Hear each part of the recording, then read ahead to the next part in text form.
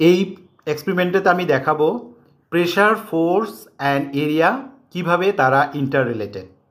একটা ছোট কাপ নিয়েছি, টি কাপ, তার উপরে একটা ছেলেকে উঠিয়েছি, কাপটা চ্যাপ্টা হয়ে গেছে, এই যে দেখতেই পাচ্ছেন কাপটা চ্যাপ্টা হয়ে গেছে। এখন আমি কি করব, এই কাপগুলোকে, অনেকগুলো কাপ নিয়ে তার সারফেস এরিয়াটাকে ইনক্রিজ করব। এইভাবে সাজালে তার সারফেস এরিয়াটা ইনক্রিজ হয়ে যাবে।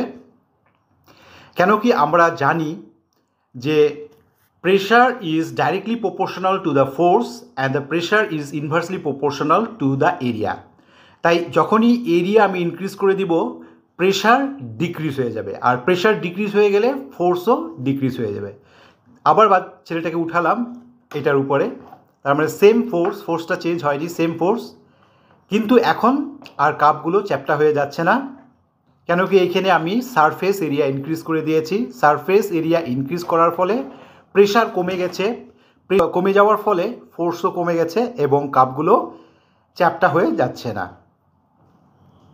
দেখতেই পাচ্ছেন ছেলেটি সুন্দরভাবে দাঁড়িয়ে আছে, একটা কাপও চ্যাপ্টা হয়ে যাচ্ছে না, কারণ এখানে ফোর্স কমে গেছে। যেহেতু এরিয়া বেড়ে গেছে তো প্রেশার কমে গেছে, প্রেশার কমে গেছে তো ফোর্সও কমে গেছে, তাই একটা কাপও চ্যাপ্টা হয়ে যাচ্ছে না। দেখতেই পাচ্ছেন। এখন এই এক্সপেরিমেন্টটা আপনারা ভাবতে পারবেন হয়তো আমি একটি ছোট্ট ছেলেকে নিয়ে করেছি, তার ওয়েট বা কত হবে, তাই এই কাপগুলো চ্যাপ্টা হয়ে যায়নি। এখন এই এক্সপেরিমেন্টটা আমি নিজেই করে দেখব।